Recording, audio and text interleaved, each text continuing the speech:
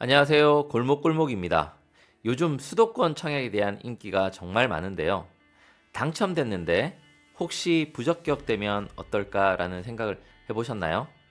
저도 처음에 청약이 당첨됐을 때 혹시라도 청약 신청할 때 내가 뭔가 잘못한 게 아닌가 마음 졸였던 기억이 생각이 나는데요. 국토부 자료에 따르면 지난 5년간 1년에 약 16,000명 정도가 부적격 판정이 있었다고 합니다. 청약이 취소되면 취소도 문제지만 재당첨 제한도 있어 몇 년간 청약을 못하면 정말 억울할 것 같아요. 그래서 오늘은 가장 많이 하는 청약 실수, 부적격 사례 탑5를 알아보고요. 주의해야 될 사항까지 함께 알아볼게요. 주제가 마음에 드신다면 좋아요 부탁드립니다. 부적격되면 어떤 페널티가 있나요? 청약 제한이 있습니다. 3개월에서 1년간, 입력 오류로 부적격돼서 1년간 제한 받는다면 큰 기회를 놓칠 수도 있습니다. 가장 많이 하는 청약 부적격 사례 탑5를 알아보겠습니다. 첫 번째, 청약 가점을 잘못 입력했을 때 무주택 기간 32점, 부양가족 35점, 저축 가입 기간 17점, 총 84점 만점입니다. 무주택 기간과 부양가족 입력 실수가 가장 많다고 합니다. 청약 가점 잘못 입력했을 때 부적격되는 경우, 첫 번째는 세대 분리가 안 된 경우입니다. 두 번째는 세대주만 청약이 가능한데 세대원이 청약을 한 경우입니다. 세 번째는 모집 공고일이 있는데 이 이후에 세대주를 변경한 경우입니다. 네 번째는 부양가족 수 잘못 입력했을 경우입니다. 다섯 번째는 특별공급 1순위 조건이 안 되는데 청약을 한 경우입니다. 무주택 기간 산정 기준은 만 30세 기준입니다. 30세부터 입주자 모집 공고일까지 계산하시면 됩니다.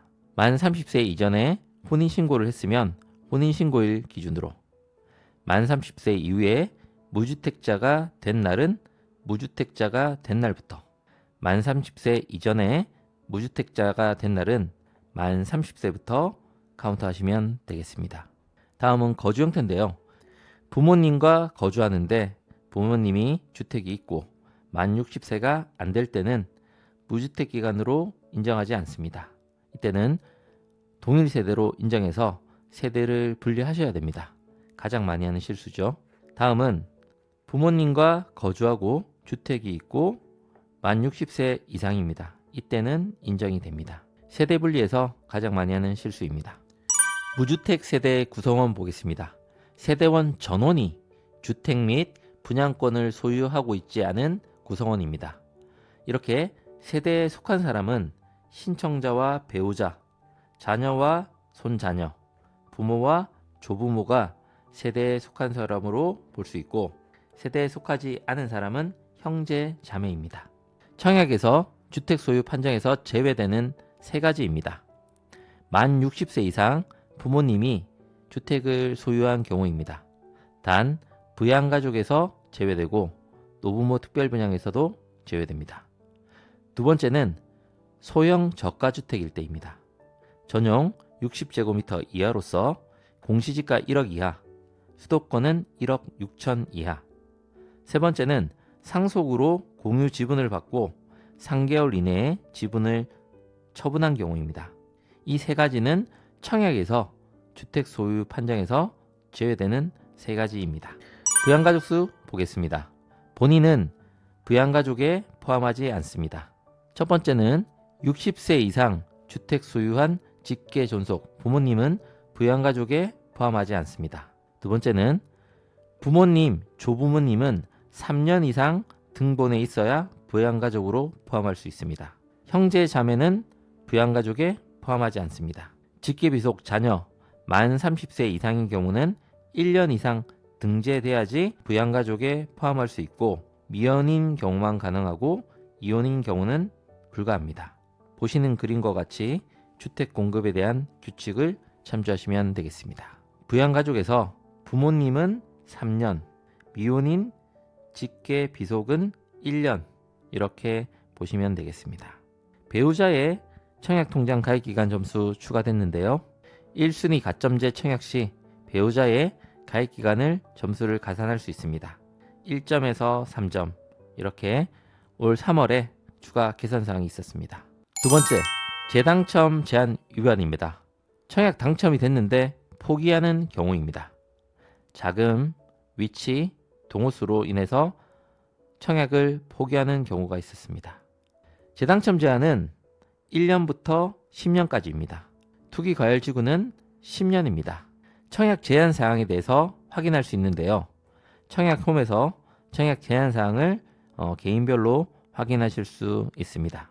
세 번째, 세대 구성원 중 유주택자가 포함된 경우, 동일한 세대 내에서 속한 사람이 내가 모르는 주택을 가지고 있었을 때 부적격 처리가 됩니다. 이렇게 세대에 속한 사람 중에서 내가 모르는 주택이 있을 때입니다.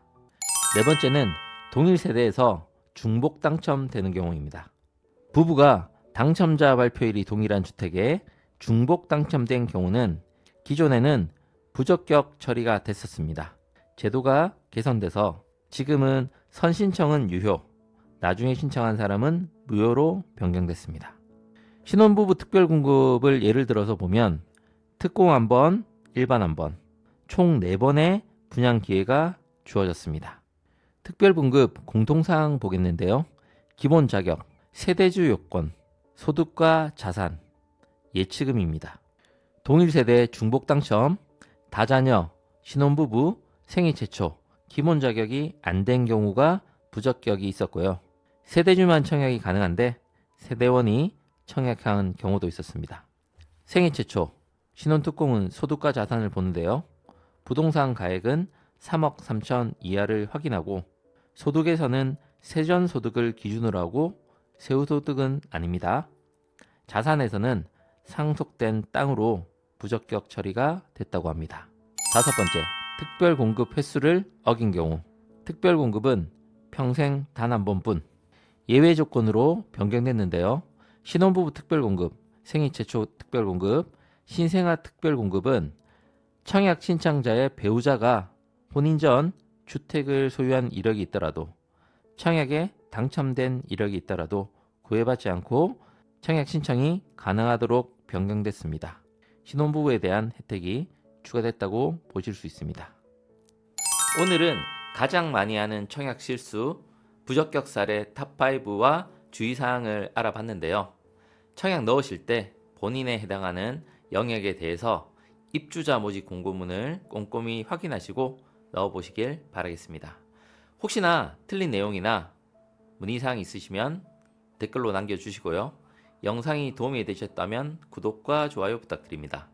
다음 영상에서도 좋은 정보로 찾아뵙도록 하겠습니다. 감사합니다.